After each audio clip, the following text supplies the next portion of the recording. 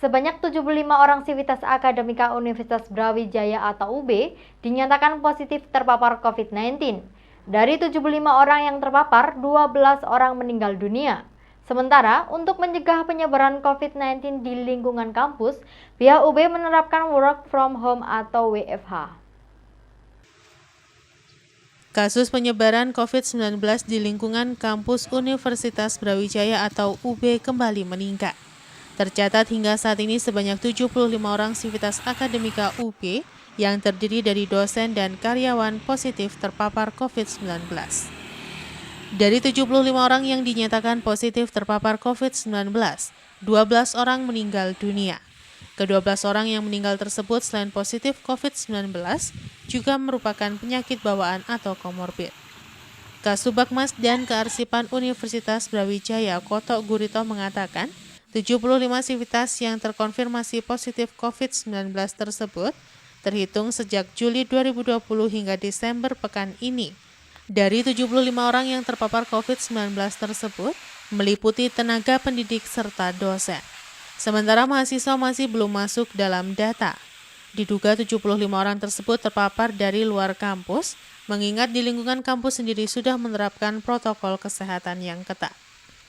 Meningkatnya kasus penyebaran COVID-19 di lingkungan kampus, Universitas Brawijaya mengeluarkan instruksi rektor tentang penegakan protokol kesehatan dan pencegahan penularan COVID-19 di UB. Ada 6 poin dalam instruksi tersebut, yakni penegakan protokol kesehatan dalam lingkup kerja, mengaktifkan kembali Satgas COVID-19 di unit kerja, melarang pelaksanaan kegiatan yang diikuti 50% dari kapasitas ruangan, lebih selektif dalam menghadirkan tamu dari luar UB, dan menyampaikan keadaan diri dan keluarga apabila terkonfirmasi positif COVID-19 kepada tim Satgas COVID UB. Sementara meningkatnya kasus penyebaran COVID-19, pihak UB sendiri memberlakukan work from home atau WFH.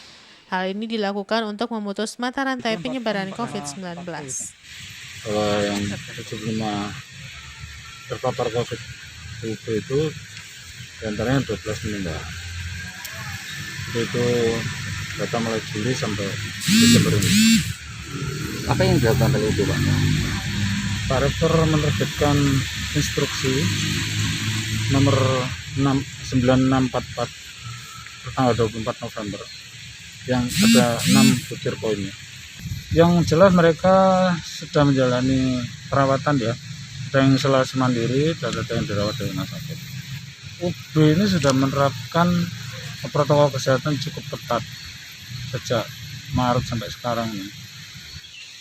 Dan ini sudah, saya yakin di UB ini sebenarnya sudah cukup bersih ya, tapi karena mungkin ada bapak pimpinan atau dosen yang teknik yang berinteraksi setiap hari di luar, ya kan, dan mereka ke kampus, dan itu mungkin yang menyebabkan mereka terpaparnya dari luar, terus mereka masuk kampus. Simon Alfredo melaporkan. Akibat satu karyawan dinyatakan positif COVID-19, Kantor Pelayanan Badan Pertanahan Nasional Kota Batu menghentikan sementara pelayanan selama 3 hari ke depan, sejak 3 hingga 6 Desember 2020. Kantor Badan Pertanahan Nasional Kota Batu menghentikan sementara pelayanan selama 3 hari ke depan. Hal ini ditengarai ada 1 staf terpapar COVID-19.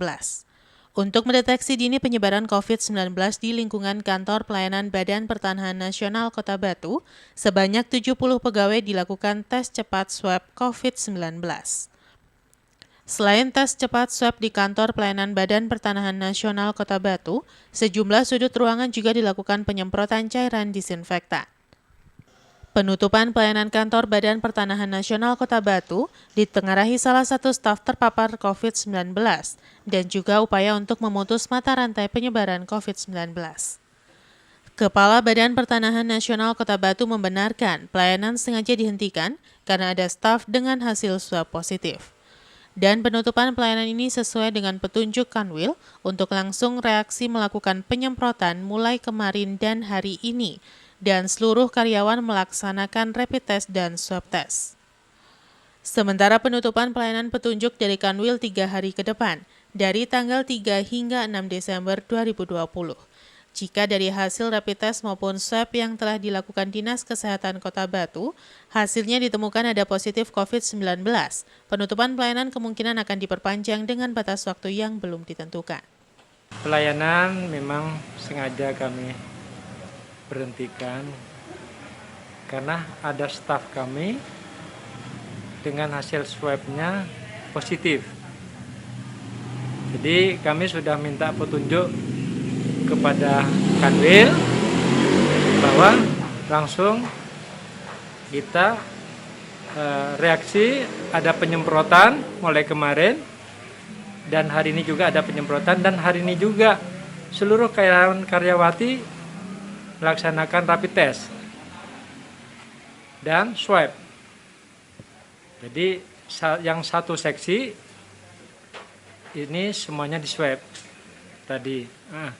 Untuk penutupan pelayanan, kami dapat petunjuk dari Kanwil 3 hari. 3 hari, namun kebetulan mulai hari ini, Jumat dan Sabtu akan hari libur, berarti 2 hari.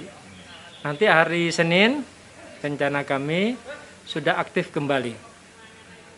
Jadi petunjuknya 3 hari, kita libur, hari Kamis, Jumat dan Sabtu. Ya mudah-mudahan dari hasil rapid dan tes ini semuanya non reaktif. Harapan kita semua supaya betul-betul nanti kami di Kantor Kota Batu ini bisa melayani masyarakat dengan baik.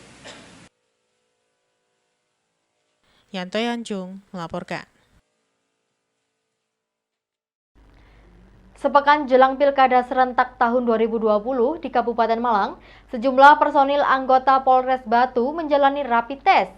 Hal ini untuk memastikan para petugas pengamanan Pilkada bebas dari COVID-19. Setelah dipastikan tidak terpapar COVID-19, para petugas pengamanan dari Polres Batu akan disebar ke masing-masing tempat pemungutan suara di 3 kecamatan di Kabupaten Malang. Sebagai antisipasi munculnya klaster baru dari pemilihan kepala daerah Kabupaten Malang yang akan digelar 9 Desember mendatang, secara serentak seluruh Indonesia, sebanyak 250 petugas kepolisian di Polres Batu menjalani rapid test. Hal ini untuk memastikan para petugas pengamanan Pilkada bebas dari COVID-19, karena mereka merupakan petugas yang diperbantukan mengamankan pelaksanaan Pilkada di Kabupaten Malang. Rapid test ini dilaksanakan di ruangan Urkes Polres Batu dan diikuti petugas yang sudah ditunjuk. Mereka akan diperbantukan dalam pengamanan Pilkada di Kabupaten Malang. Adapun personil yang di rapid test berasal dari Sat Brimob, Sat Samapta, dan personil gabungan dari staf fungsi yang ada di Polres Batu. Kapolres Batu mengatakan, polisi siap mengamankan pelaksanaan Pilkada serentak 2020. Seluruh personil yang bertugas dalam kondisi sehat dan tidak terpapar COVID-19, sehingga masyarakat yang akan menggunakan hak pilihnya lebih nyaman. Polres Batu berharap selama pelaksanaan Pilkada masyarakat agar menjaga suasana aman, damai, dan nyaman, serta selalu mematuhi protokol kesehatan COVID-19 dengan memakai masker, mencuci tangan dengan sabun, dan menjaga jarak agar tidak terjadi klaster penyebaran COVID-19 akibat dari pemilihan kepala daerah. Jadi untuk pelaksanaan rapid test ini berkaitan dengan Pilkada, untuk pengamanan kesiapan kita Polres Batu dalam pengamanan TPS, jadi sesuai petunjuk arahan dari pimpinan Bapak Kapolda bahwa untuk personil yang akan melaksanakan TPS harus dilaksanakan minimal rapid test. Jadi nanti hasilnya perkembangan kalau ada yang terindikasi dilaksanakan swab. Jadi bagaimanapun juga Pilkada itu harus diamankan dan dijaga, jangan sampai menjadi klaster. Apalagi petugas, jangan sampai jadi penyebab. Dan tugas kita semuanya untuk menjaga dan terbebas dari COVID-19. Berapa personil yang dirapatkan? Ada untuk personel Polres Batu yang terlibat PAM TPS sekitar 256 personil. Dari Polres Batu ada yang dari BKU dah? Ada nanti BKO dari Brimob Polda sekitar 1 peton 30 personil. Dan nanti ada di standby-kan di Ngantang. Yanto Yancung melaporkan. Terima kasih Anda masih bersama kami dalam Info 7 Malang Raya. Kepala Badan Nasional Penanggulangan Bencana atau BNBP, Doni Monardo, meninjau proses perbaikan rumah sakit lapangan di Politeknik Kesehatan Malang atau Polkesma. Pembukaan rumah sakit lapangan yang dikhususkan untuk pasien COVID-19 dibuka menyusul sejumlah rumah sakit rujukan pasien COVID-19 yang sudah penuh.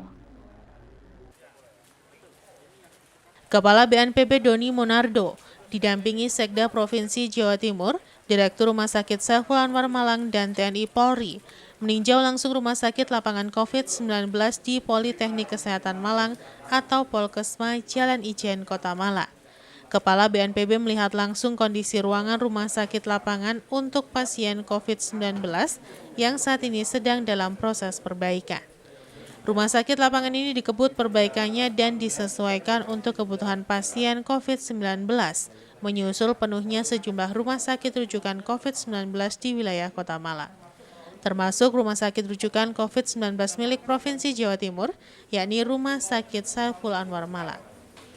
Usai meninjau rumah sakit lapangan tersebut, Kepala BNPB Doni Monardo berpesan supaya kasus pasien COVID-19 yang dirawat di rumah sakit lapangan Polkesma ini tidak ada yang meninggal dengan kondisi pasien sembuh 100% seperti rumah sakit lapangan Indrapura di Surabaya. Sementara rumah sakit lapangan yang terletak di Jalan Ijen Kota Malang ini merupakan asrama mahasiswa perawat yang akan disulap menjadi rumah sakit. Nantinya, rumah sakit lapangan Polkesma ini akan mampu menampung 300 pasien COVID-19. Rumah sakit lapangan Polkesma ini tidak seperti rumah sakit pada umumnya, sehingga harapannya pasien COVID-19 yang dirawat lebih cepat sembuh. Rumah sakit lapangan Polkesma ini bisa menampung pasien COVID-19 yang berasal dari kabupaten, kota di sekitar Malang.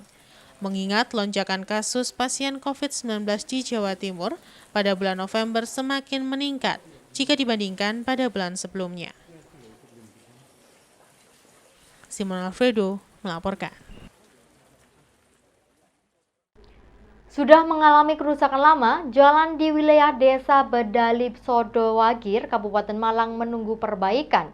Jalan penghubung antar wilayah ini menyisakan ratusan meter yang masih belum tersentuh perbaikan. Akses jalan sangat dibutuhkan masyarakat untuk memperlancar berbagai aktivitas. Namun sayang masih cukup banyak jalan yang sudah mengalami kerusakan lama, namun masih belum ada perbaikan. Kondisi ini banyak dikeluhkan masyarakat dan pengguna jalan karena waktu tempuh semakin lama dan jalan bisa membahayakan pengguna terlebih pada malam hari. Salah satunya di wilayah Bedali Sodo Wagir menuju kawasan wisata Coban Glotak yang masih menyisakan ratusan meter yang belum diperbaiki. Kerusakan jalan mulai dari depan Dusun Bedali Ledok sampai dengan pertigaan ke arah Coban Glotak. Kondisi jalan yang sebagian besar sudah hilang aspalnya ini menjadi salah satu jalan utama warga ketika akan menuju ke kantor desa maupun ke Kecamatan Wagir. Menurut salah seorang warga menjelaskan, kerusakan jalan ini sudah berlangsung lama dan harapannya perbaikan bisa segera tuntas agar aktivitas bisa berjalan lancar. Di lokasi terlihat kondisi jalan tinggal menyisakan batuan tajam dan sebagian berkubang air hujan, sehingga menyulitkan ketika dilintasi oleh pengendara roda 2, terlebih pada malam hari karena belum ada lampu penerangan jalan umum yang dipasang pemerintah. Menuju Coban Glotak, ya? Juga Petung Papa, sampai sana dari Petung Papa sampai Wagir. Wah, jalan tembus berarti Pak ya? Ya, tembus. Jalan tembus sampai ke Wagir Pak ya? Nah, ya. Pak ini kan yang belum diaspal berapa kilo Pak yang dari Ledok ini? Kira-kira 1 kilo. 1 kilo sampai sebelah sana Pak ya? Iya, iya. Apalagi musim penghujan ini kan juga kerusakan jalan bisa semakin parah Pak ya? Iya, iya. Lampunya gimana Pak? Lampu penerangan ini jalan umum ada nggak? Ada, tapi di daerah Sengon sana. Bas ini sudah nggak ada Pak kelihatan? Belum ada. Berarti kalau malam gelap Pak ya? Enggak, juga ada tapi orang kampung itu loh yang Ya, enggak sebelah sini maksudnya nggak ada jalur sini ya, masih belum ada lampu yang dipasang oleh pemerintah kan Pak ya? belum ada di sini. Belum ada Pak ya. Iya. Tapi aktivitas malam-malam ada juga yang lewat Pak ya? Oh, banyak. Banyak aja Pak yang lewat Iya, Pak ya, banyak. walaupun kondisi jalan seperti ini Pak ya. Banyak ya. Pak, harapan sebagai warga masyarakat gimana Pak? Kan jalan ini kan juga repot Pak kalau jalan seperti ini, apalagi musim-musim penghujan kerusakan semakin parah Pak ya. Ya minta dibangun. Iwan Hikmawan melaporkan. Terima kasih Anda masih bersama kami dalam Info 7 Malang Raya. Akibat terkendala cuaca dan hujan yang turun dengan intensitas tinggi, berdampak pada ketersediaan bawang merah siap panen di tingkat petani yang mulai berkurang. Hal ini berdampak pada harga bawang yang relatif stabil dalam beberapa hari terakhir, hanya saja volume panen mulai berkurang. Hujan yang mulai turun dengan intensitas tinggi menjadi perhatian petani dan akan berpengaruh pada tanaman serta hasil panen bawang merah. Hal ini juga akan berdampak pada menurunnya volume hasil panen dan meningkatnya biaya untuk pengeluaran. Saat ini harga bawang merah kering di tingkat petani berada di kisaran harga Rp18-Rp20.000 per kilogram dan merupakan harga yang cukup bagus walaupun bukan harga jual tertinggi. Harga jual bawang merah ini masih bisa naik maupun turun tergantung stok di pasaran. Menurut salah seorang petani di Torongrejo menjelaskan, pada penghujan biaya penyemprotan akan semakin meningkat dan tanaman rawan terserang banyak penyakit. Di lokasi terlihat bawang merah kering siap jual dan upaya petani melakukan penyemprotan agar tanaman tetap kuat di tengah penghujan karena banyak tanaman yang mengalami kerusakan sehingga terpaksa dipanen sebelum waktunya karena daun bawang sudah mulai membusuk. Kalau musim penghujan gimana pengaruhnya ke tanaman bawang nih Pak? Busuk daun sama ngelekar itu loh. Iya. Berarti penyemprotan lebih Pak ya? Lebih sering ya. Biaya juga lebih Banyak. lebih besar Pak ya? Iya. Pak, untuk harga saat ini bawang dengar-dengar 18-20 ya sudah keringnya. Iya. Itu sudah termasuk harga bagus apa gimana Pak?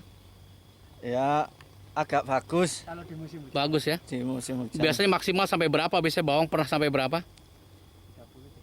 30 ya, Sampai 35 ya. Iya. Berarti harga segitu masih lumayan Pak ya, untuk modal dikeluarkan masih bisa kembali mungkin Pak ya? Ya agak kembali sedikit lah. Agak kembali Pak ya. Berarti modal sudah istilahnya modal mah kembali Pak ya. Iya. Keuntungannya mungkin nggak banyak Pak ya. Iya. Berarti upaya penghujan ini agak-agak Pak ya. Hasil berarti kalau terkena masih hasil panen berarti bisa berkurang Pak ya? Iya. Bisa sampai berapa persen berkurangnya Pak? Kalau 50 lah. 50. Bisa sampai 50 juga ya Iya, kerusakannya Pak ya? 30 ya. Iwan Hikmawan melaporkan.